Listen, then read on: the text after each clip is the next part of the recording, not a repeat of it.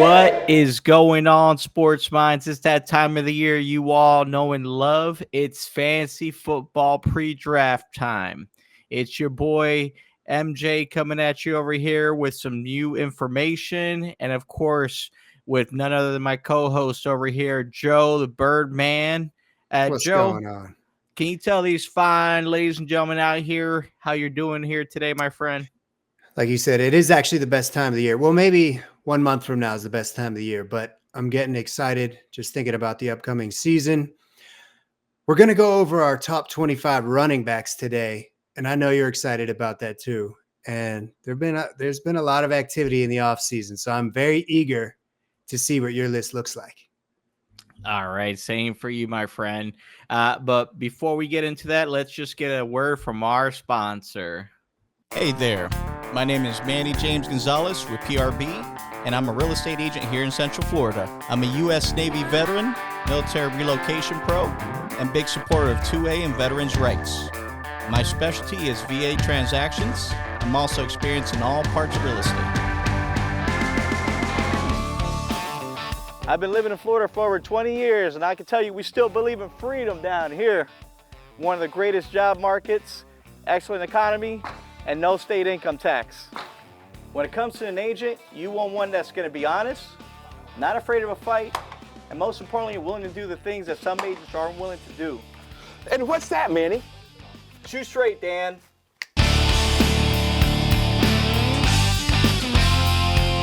If you're ever considering buying in Central Florida, you need somebody you can trust, and I got your six. I'm Manny James Gonzalez, find land for the free and home for the brave.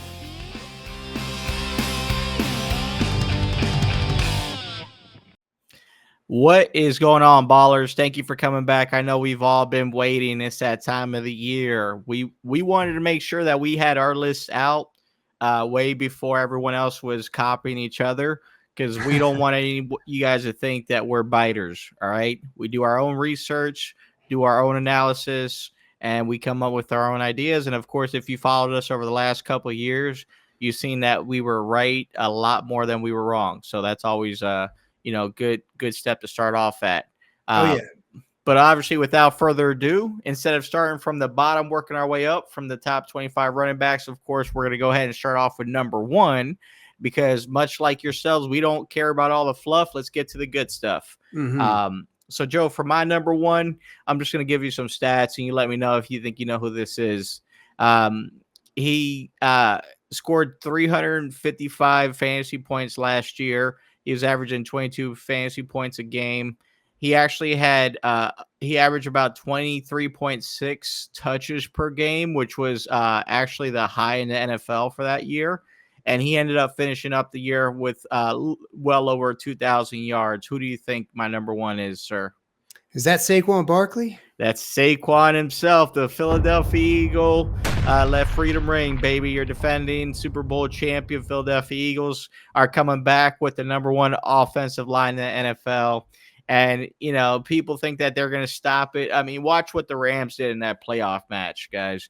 The Eagles Rams knew it was coming, and they just could not stop them. So I'm very excited. He should be number one off the board, and it shouldn't even be debatable, right?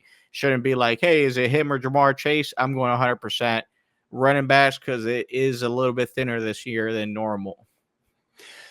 I completely agree. The running backs are someone that you want to get early, because the dead zone is very dead this year. In my opinion, there's a steep drop-off. Mm-hmm.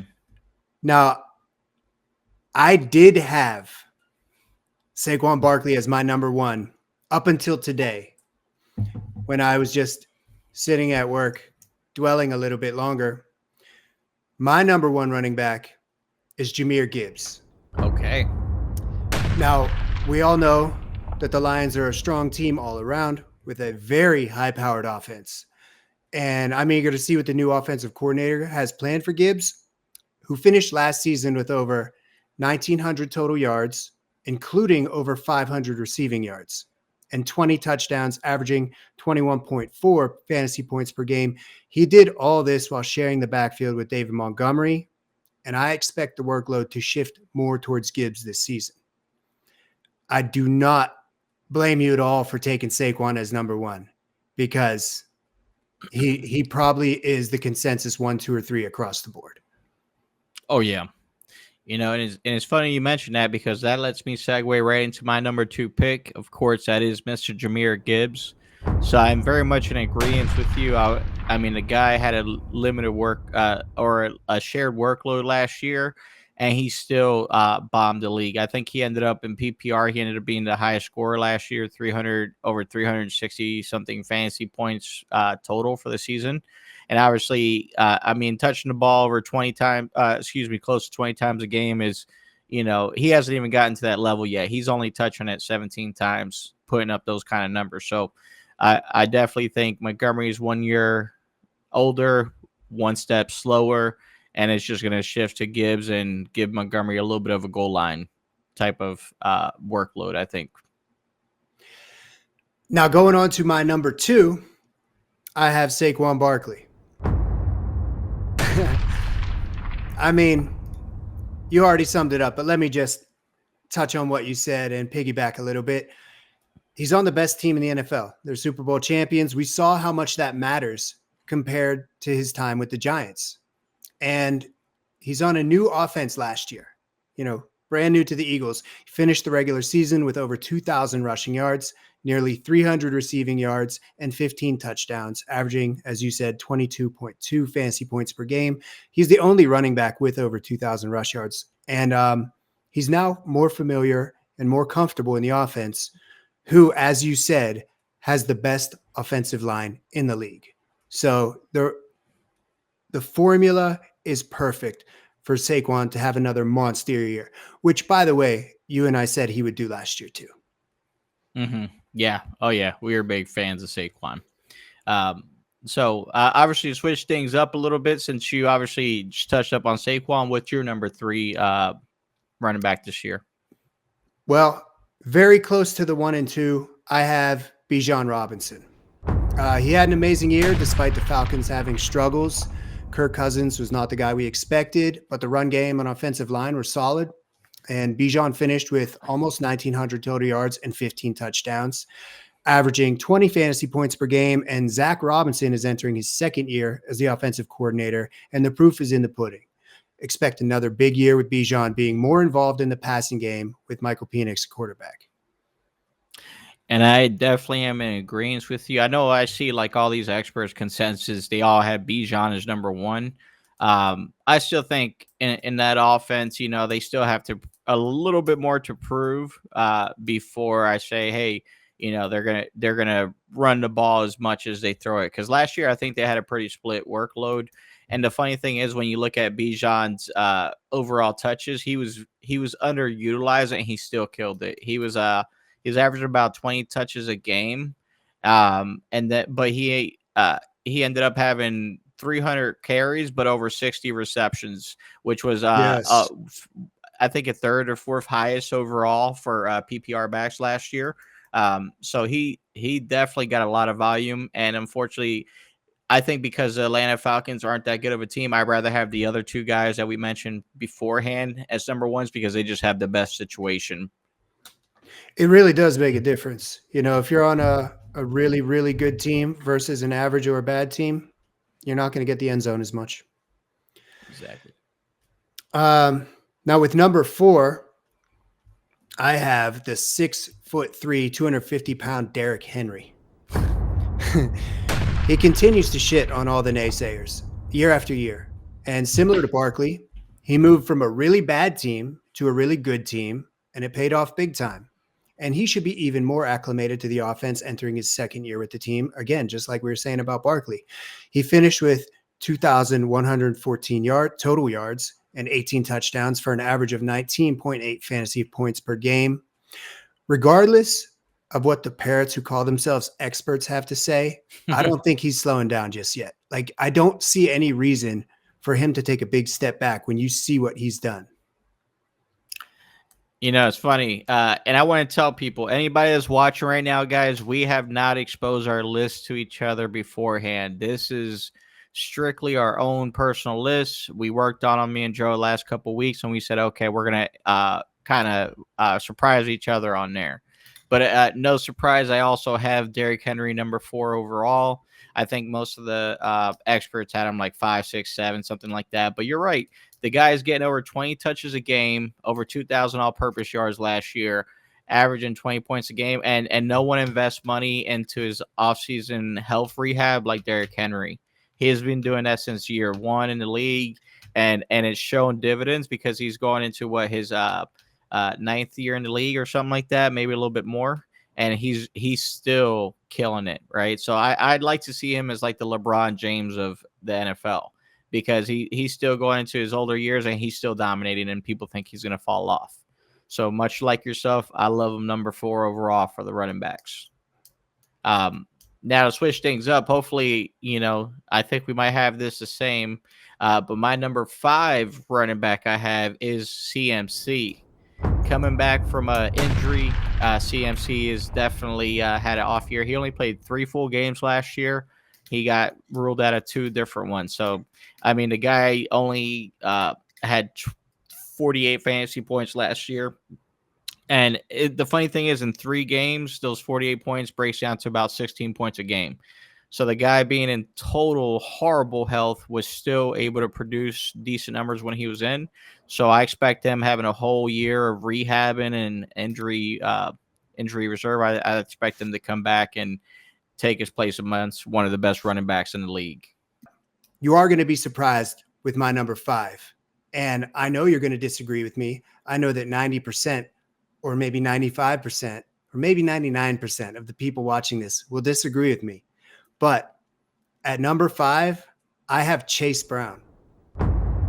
He finished last season with 1,350 yards and 12 touchdowns, and he was in a running back committee with Zach Moss for half the season.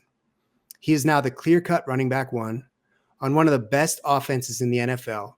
Zach Moss is injured again, and Joe Burrow is healthy.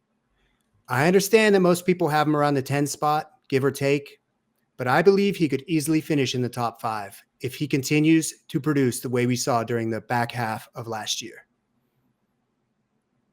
Okay. All right. That is some ballsy cause there.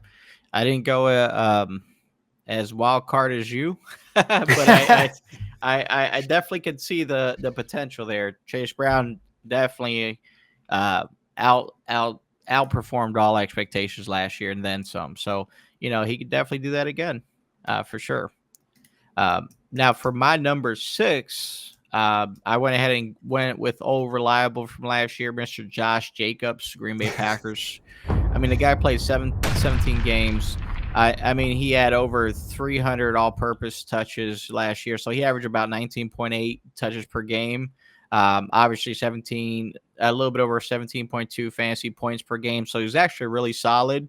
And he didn't start playing his best football until like the second half of the season anyways.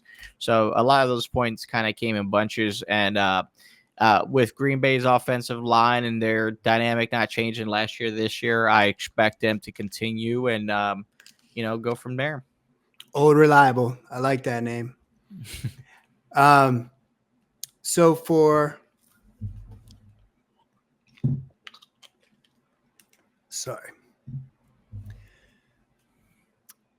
my number 6, I have Ashton Genty. He was an absolute monster at Boise State. He finished the 2024 season. I know we're talking about college, but listen to these numbers. He finished the 2024 season with 2,600 rushing yards and 29 touchdowns, both school records. He also had 100 receiving yards and a receiving touchdown, so 30 touchdowns and 2,700 total yards. He seriously looks like a bodybuilder. The reason he's outside of my top 5 is because he may take a few weeks to get adjusted to the NFL, and he's on the Raiders. That's a big problem, being on the Raiders. As we were just discussing, the difference between being on a bad football team and a good football team is noticeable every single year. No matter who the player is, they will perform better on a better team. So being on the Raiders definitely gives me pause, but the guy's just a total monster. Some people even have him in their top 3, which I don't agree with, but I could see him being in the top 5. And he's, for me, number 6. Yeah, definitely. I can see that. Ashton Genty definitely he's a stud. My number 7, I still don't have Genty there. I'm one of those, like you said, I want to see some good games before I could say, hey, you know what, he's going to be the number 1 guy over there. Or sorry, not that he's going to be the number 1 guy. I meant like he's going to have a good situation over there. Yeah. When he plays. So for myself, I did actually have Jonathan Taylor at number 7. So Jonathan Taylor last year took a little bit to get the ball rolling, right? He was injured first couple of games. Had that committee going on, it seemed like, and it wasn't a good situation.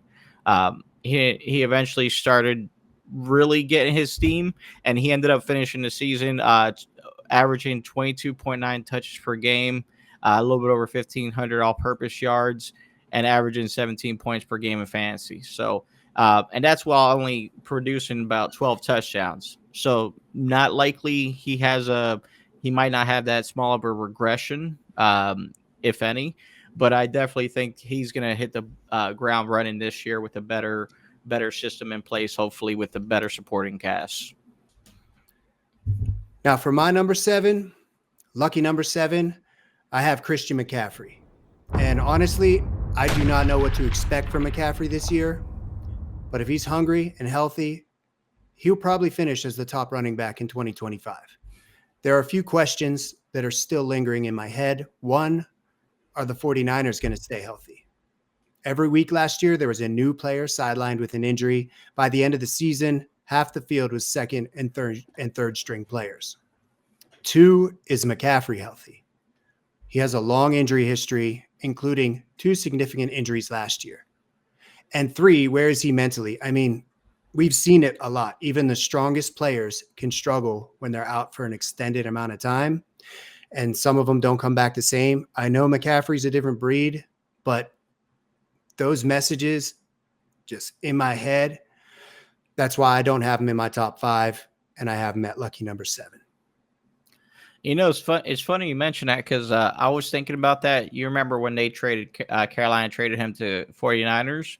He was actually coming off a big injury the year before as well. I think he missed like most of the season the year before, and he came in to this one. And, people are like, hey, is he going to be 100%? Is he going to be good to go? And after a couple of games, they realized, hey, yeah, he will be. And they ended up just trading him, right, to max out the cap space. So I could see that happening for sure. He's definitely a wild card this year and really good draft value. Oh, yeah. He could be the best pick in the league if he just plays like he did a couple years ago. Okay. Now, who's your number 8? Number 8. So I actually have Ashton Genty myself, number 8. As I said, I like the rookie. He's great, right? He has a lot of things working to his advantage. Pete Carroll being the head coach, I think, is great. He's always had historically really good run teams. That's his big thing there. Obviously, they invested a little bit into O-line, and having Tom Brady as some part of involved over there, I think does have some kind of positives for the new look Raiders. And of course, no one's going to push him for any snaps there. And since they upgraded at quarterback Geno Smith, I do like that situation a little bit better than maybe years before, or maybe better than when Geno was in Seattle. But regardless, he's going to be great. I think he'll get at least 300 touches this year, and he's also has good receiving chops. So really easily see him. He could even end up as a top 5 guy easily. Yeah, and I'm glad you mentioned Pete Carroll too. That's a very valid point. For my number 8, I have Devon Achane.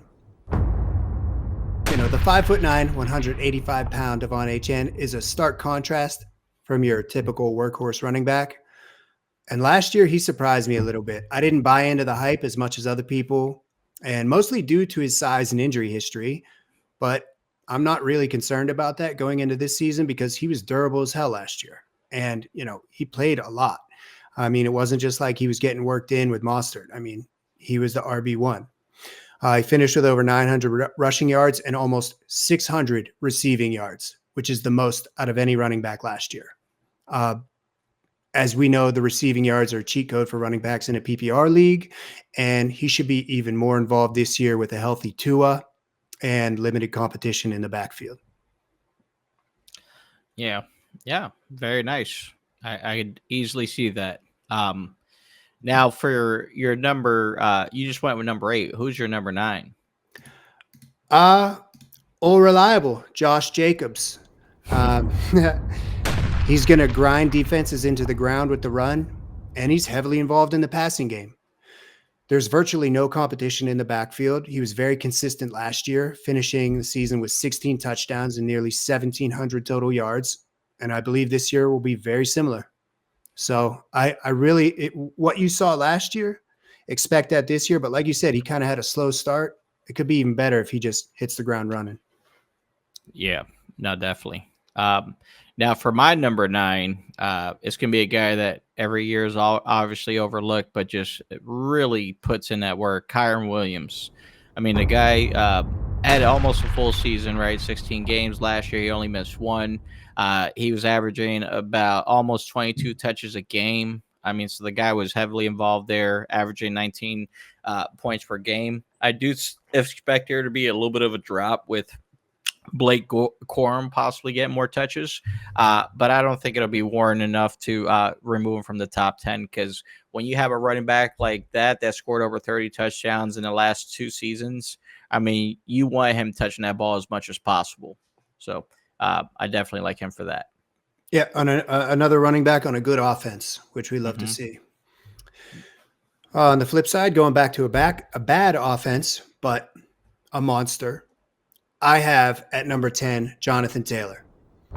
The Colts looked bad last year, and they're projected to do worse this year, but Jonathan Taylor is still pretty good.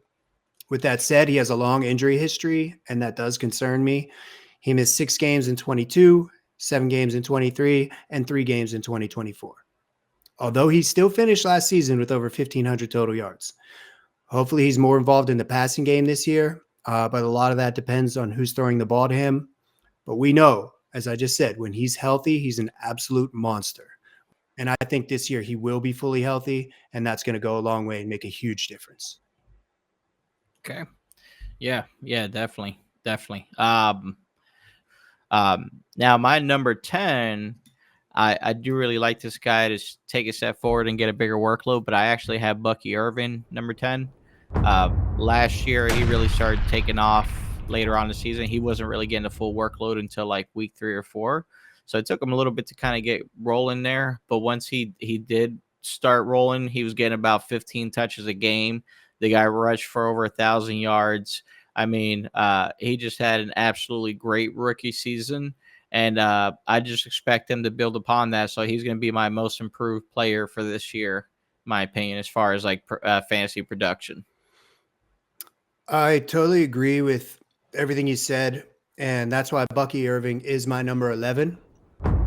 Bucky Irving is an amazing football player, and he finished with over 1,500 total yards last year. The thing that does concern me is he's still in a committee. He was heavily involved in the passing game, but so was Rachaad White. Bucky finished with 392 receiving yards and 8 touchdowns, and Rachaad White finished with 393 receiving yards and 9 touchdowns.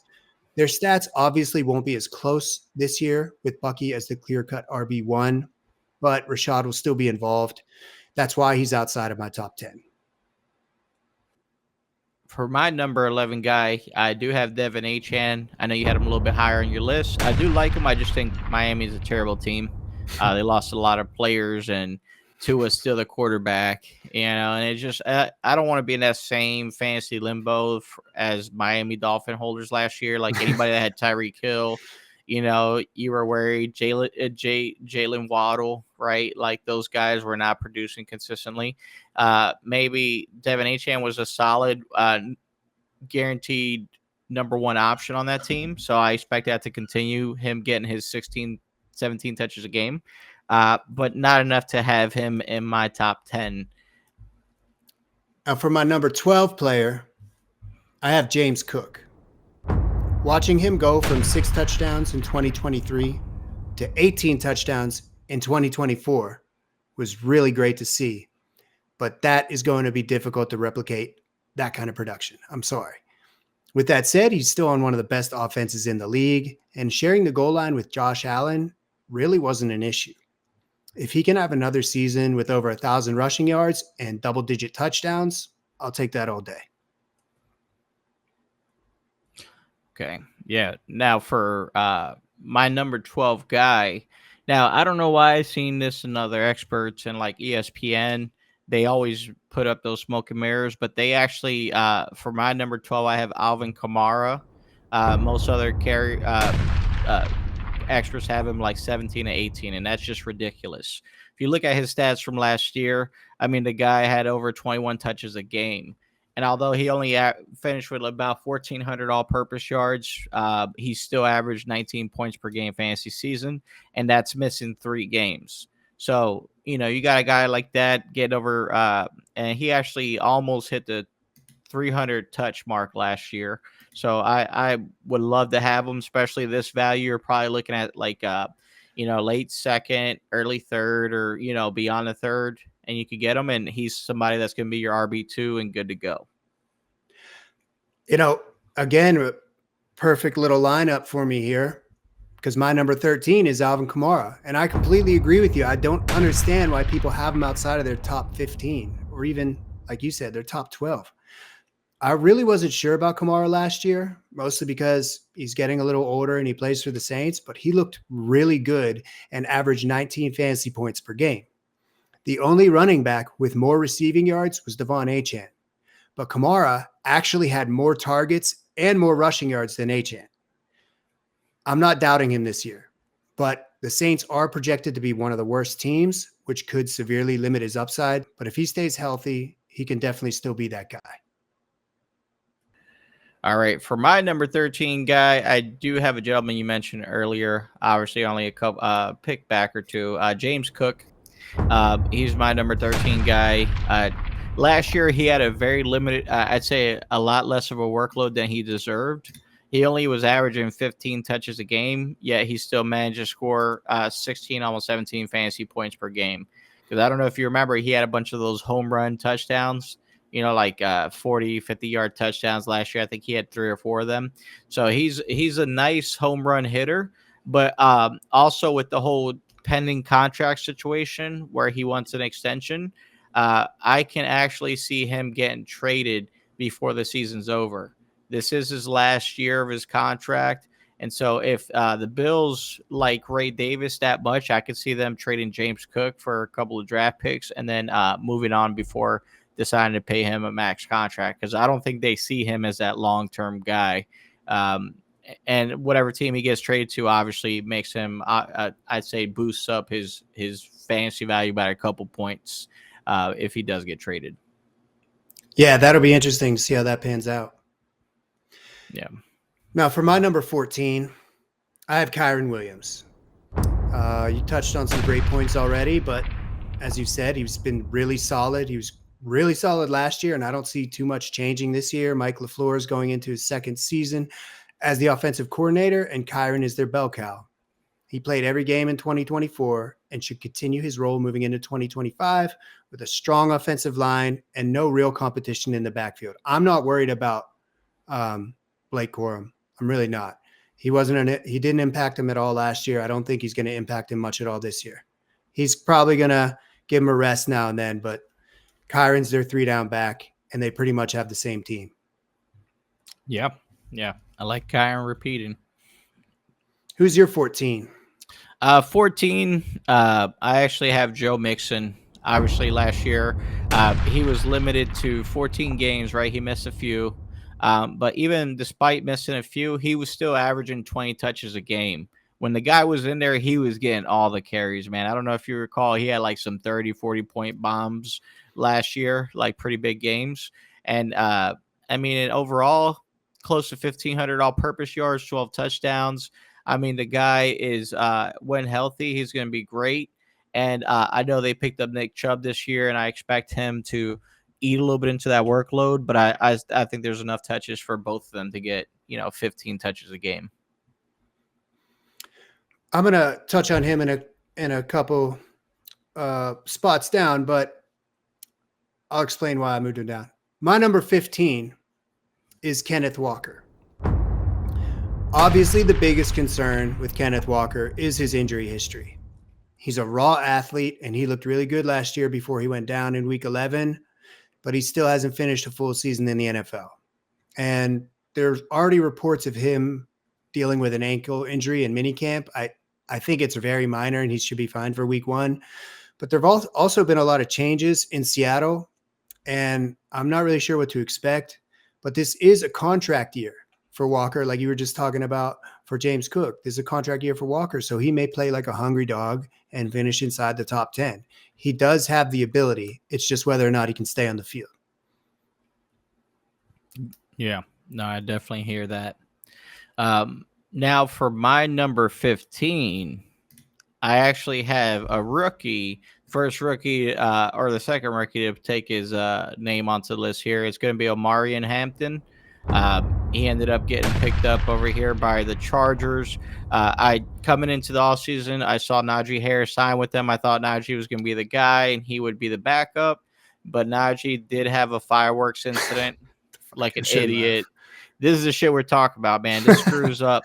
So now Omarion Hampton, who was actually the first running back selected in the draft, ends up being, especially in Jim Harbaugh's system, they love running backs. They're going to go running back heavy, and he has all the tools that they love, right? Just how they did J.K. Dobbins last year, man, that guy was on fire. Omarion Hampton, I think, has a better skill set. He's bigger. He's faster. He catches better. He's just going to be an all-around better product, so I can see him pushing himself into that top 10 range even potentially.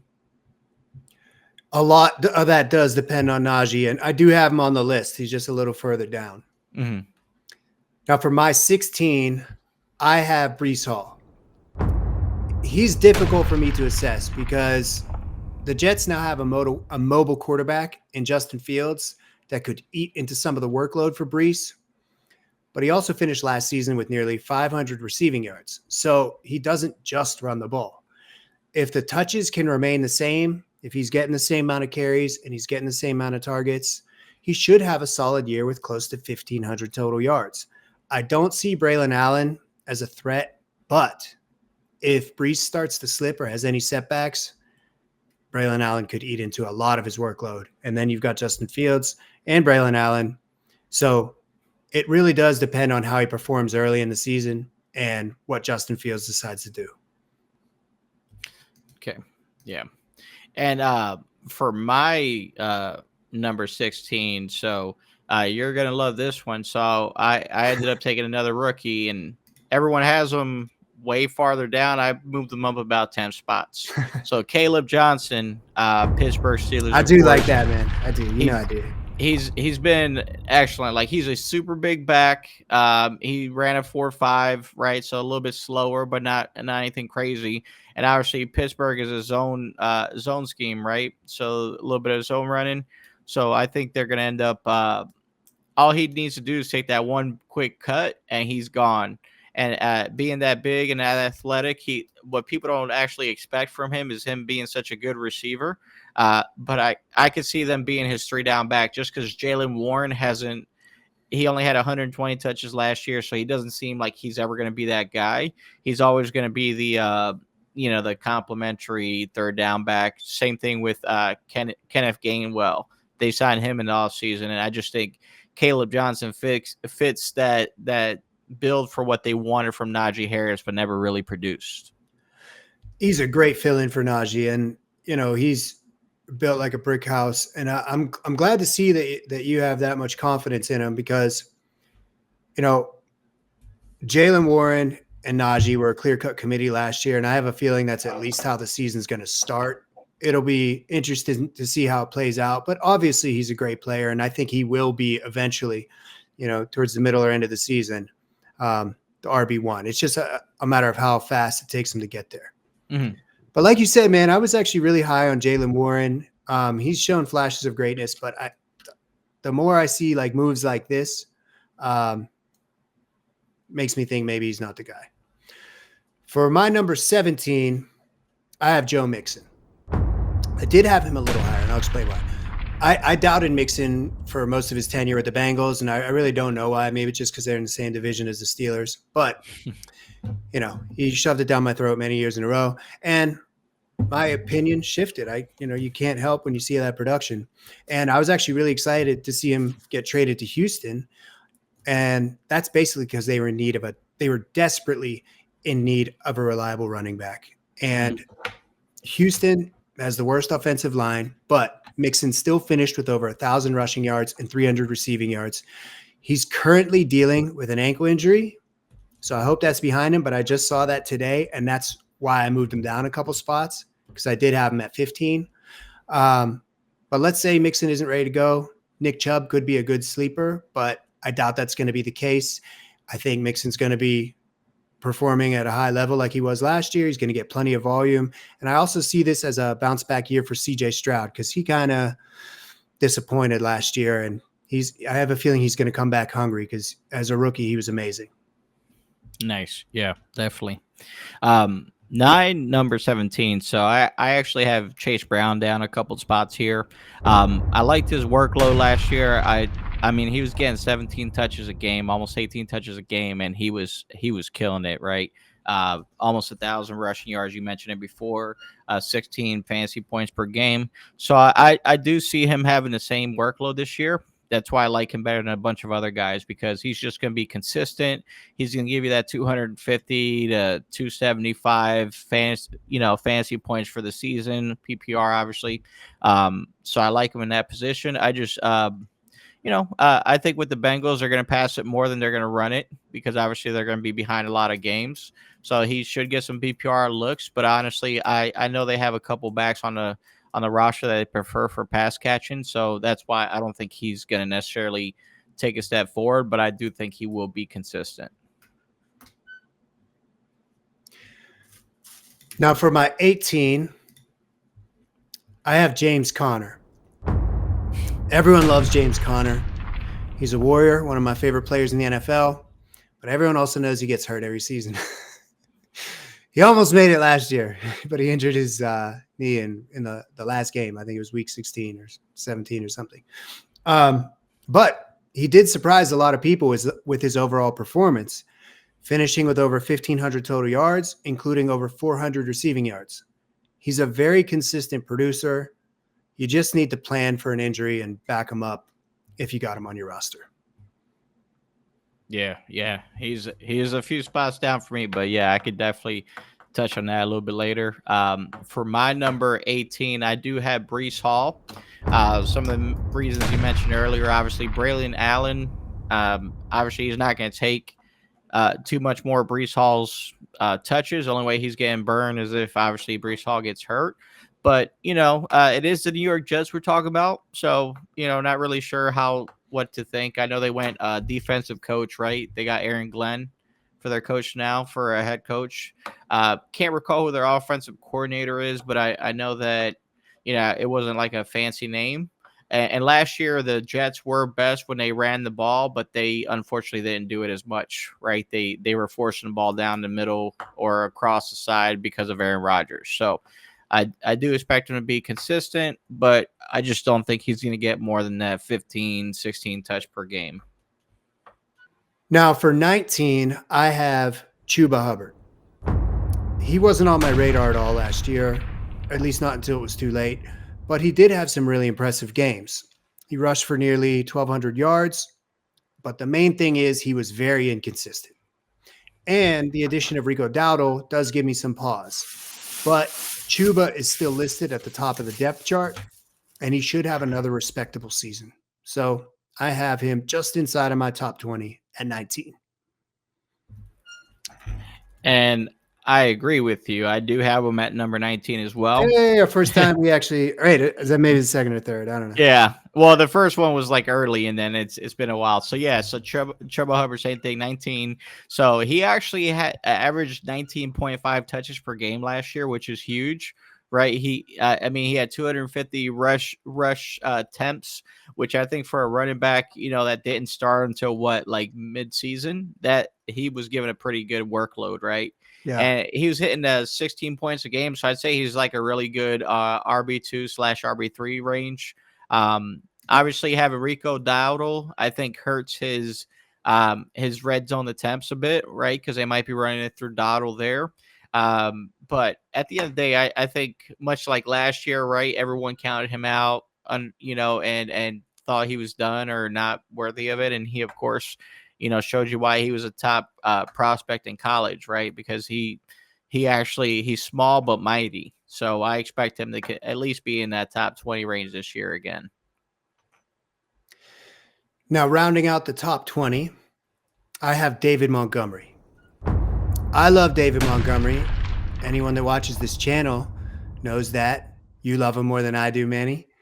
He was a great complement to the rushing attack for the Detroit Lions, racking up over 1,100 yards and 12 touchdowns over 14 games. That's the thing.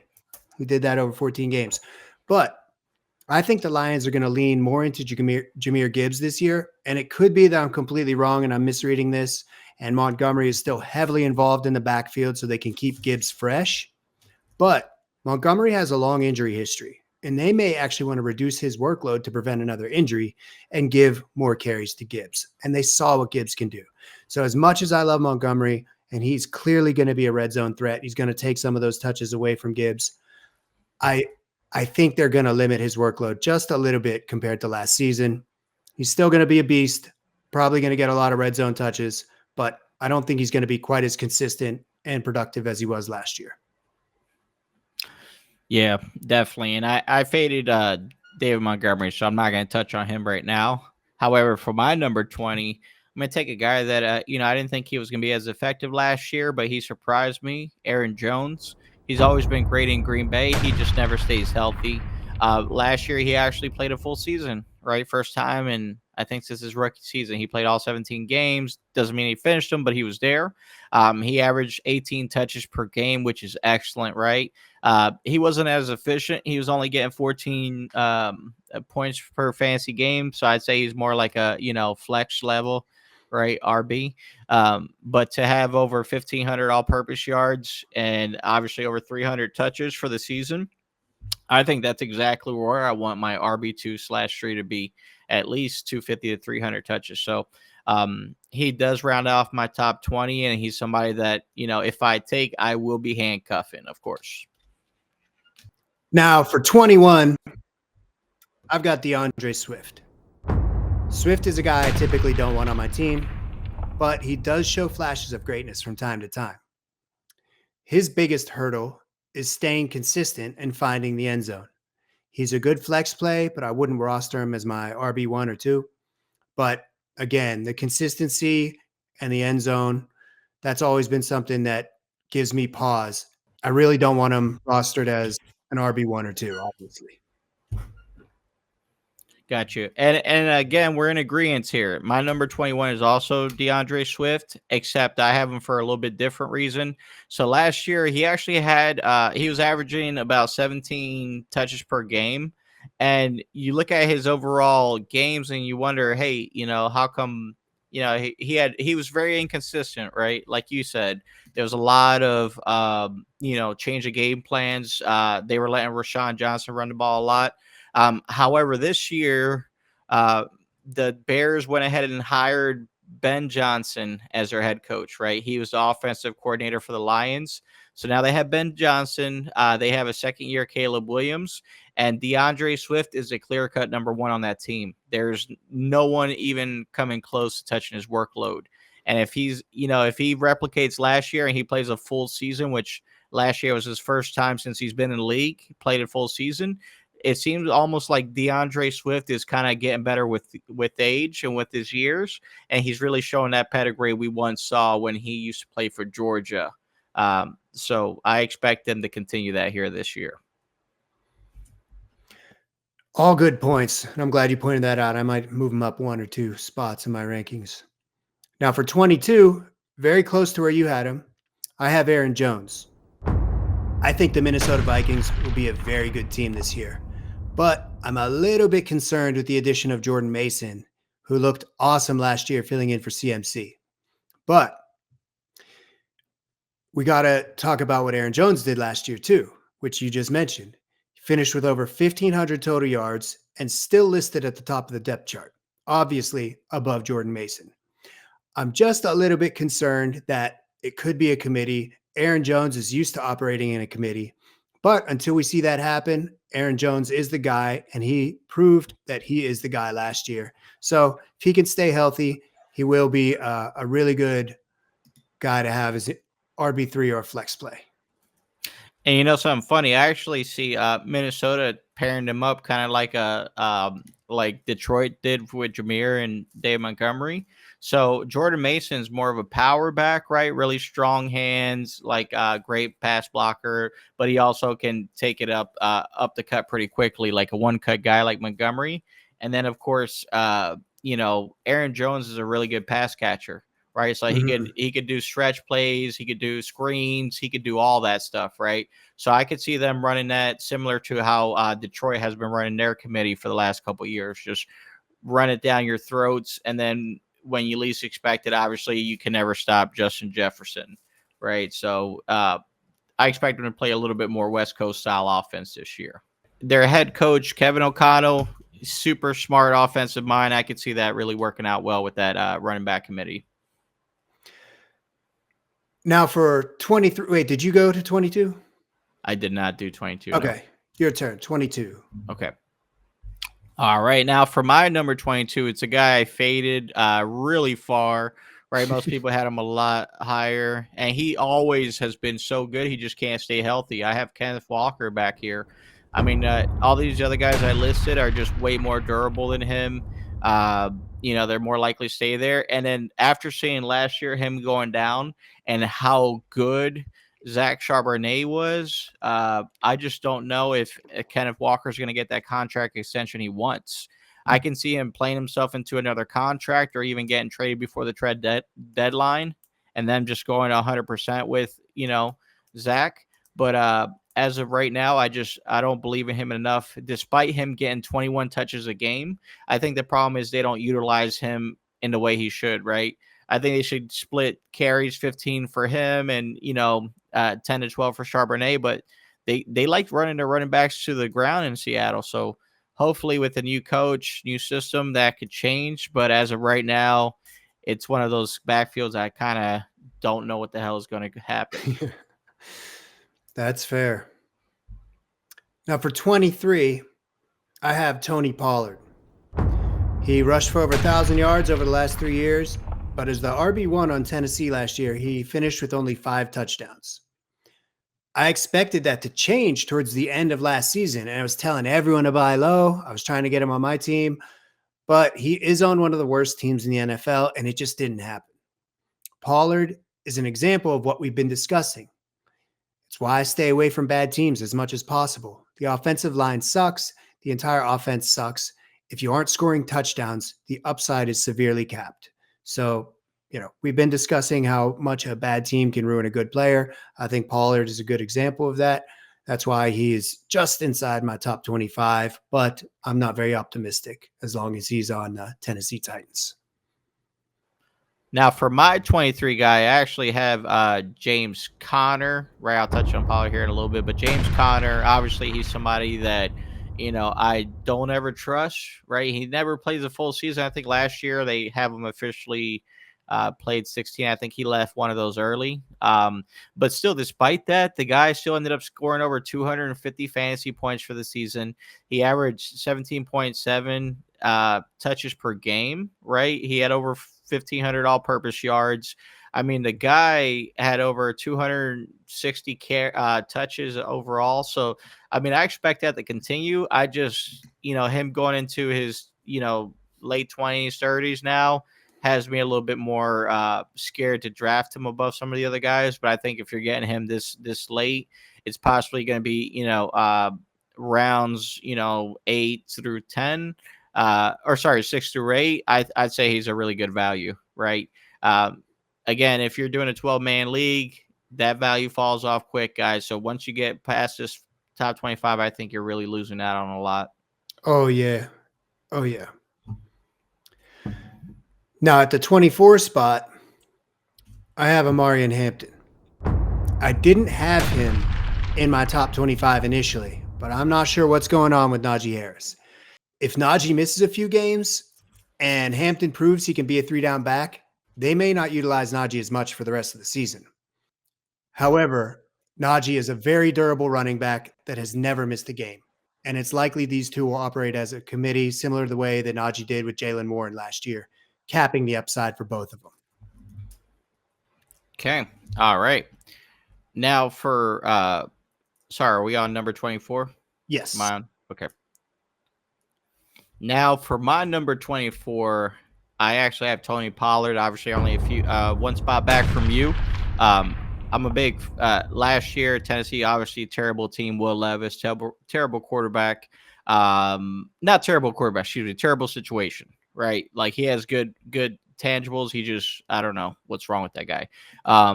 But Tony Pollard, obviously now he has Cam Ward throwing the ball. Big fan of Cam Ward. He has good poise. He's going to open things up in the passing lane, so it's going to force them to stop stacking the box. And Tony Pollard, when healthy last year, he was getting about 18.8 touches per game. I mean, the guy, he was getting a lot of work. He wasn't producing a lot, and that's why he ended up having only 12 points per game fantasy-wise. And if you look at his touchdown, he only had 5. So you're going to expect an increase for sure this year.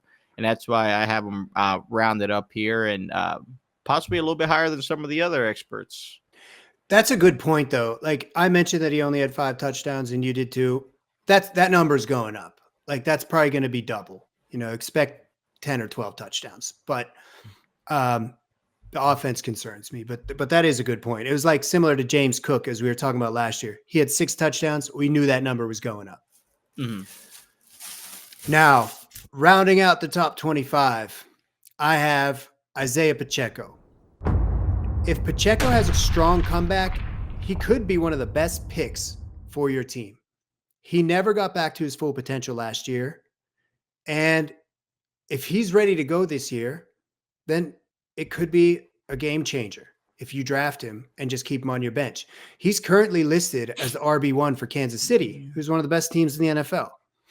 With that said, Kareem Hunt looked great last year, and the Chiefs may want to operate as a committee, at least for half the season, just to see if Pacheco is strong enough to be that, 3-down back.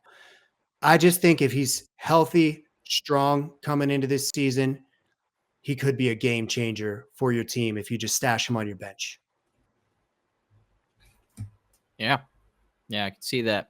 Now for my final back, rounding up the top 25, I do have Mr. Brian Robinson Jr. For Washington. So last year he played 14 games. He only averaged about 11.5 fantasy points per game, so it wasn't anything crazy. But if you look at his workload, he only had 200 touches last year. It was obviously they were running a committee back between him and Austin Eckler. Obviously, 1 year later, one step slower for Eckler, right? And he wasn't even that healthy last year. I think a lot of times, too, when Brian Robinson was out, I think they said that him and Eckler only played eight games together, including the playoffs last season. So I think he's going to be healthy this year with a healthy Jaden Daniels. You could see him take a step forward because he's always had those intangibles, those tools, but he just can't seem to stay on the field healthy. So I expect this to be a better year for him in that direction. I just want to let you know, about an hour before we started recording, I switched from Brian Robinson Jr. to Isaiah Pacheco. He was my 25. We almost had another one, but yeah. Good list, man. Good list. I like it. Yeah, it's it gives people a lot of, because right now, and I want people to hold this accountable, right? Look at what the trend looks like now. What these experts say, most of them are copying each other, so they have like this similar opinion. Me and Joe just obviously we've been doing the show a couple years, so we look at things a little bit different. So that's why our lists end up being similar. But at the end of the day, everything is just pretty much from scratch, guys. We're not looking to copy anybody. We're just going to give you our honest opinion, our honest take. And if you could win some fantasy championships, well, then hell, right? Isn't that what this is all for?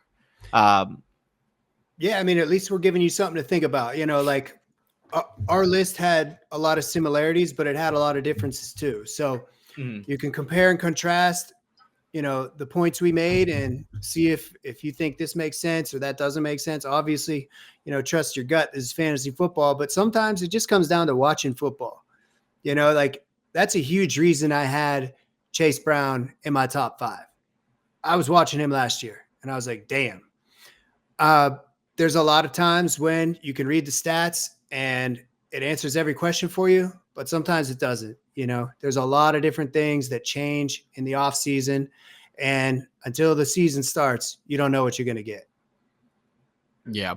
Understood. Yes, sir. Well, Joe, again, it's happy to be back. That was our top 25 running backs. Obviously, the next show we're going to do what again? We're going to do the top 15 tight ends next. All right. Yes. And the reason why we're doing that, folks, we don't want to keep you hanging on. Yeah, we can't just do running backs, wide receivers, and then we never see you guys again. Yeah. So we got to make sure you come back, all right? We got to give you a little slap and tickle. Just a little dopamine drip. Yeah, it's a good way to point it. Put it out there, Joe. Dopamine drip. But yeah, regardless, ladies and gentlemen, we appreciate the love, the support. Please make sure to download, follow, share with your friends, tell your mothers, and maybe someday we could get a sponsorship deal outside of course, Welcome Home by Manny James. That guy's number so one cool. Sponsor. Damn. That's one of the coolest commercials I've seen. For my fellow Americans. But anyways, good to be back. Ladies and gentlemen, give us any messages if you have any questions. Obviously, player profiles are coming up. Right, Joe? That's right. We'll be doing those once the season starts. And if, again, we say this every week, but if there is a player that you'd like us to do for a player profile, just throw it in the comments and we'll do it. All right. Well, that's it for us, folks. We appreciate you stopping by yet again for another episode of Sports Minds here. So you guys give us a call or shout out, and we'll see you here same time next week, guys.